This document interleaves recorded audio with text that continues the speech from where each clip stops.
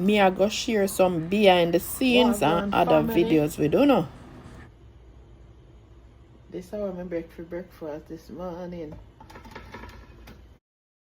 I'm there for some roast breadfruit from Jamaica for my daughter care for me. See about that with the flat bag. Some more in the pot over some fried. Yeah. And then I have to egg over this one just fry. Choo. A taste of home. See my breakfast? Jamaican thing. Fried breadfruit with egg. We see it like this at Jamaica. Fry some breadfruit with egg or fried dumpling or egg, whatever. Yeah.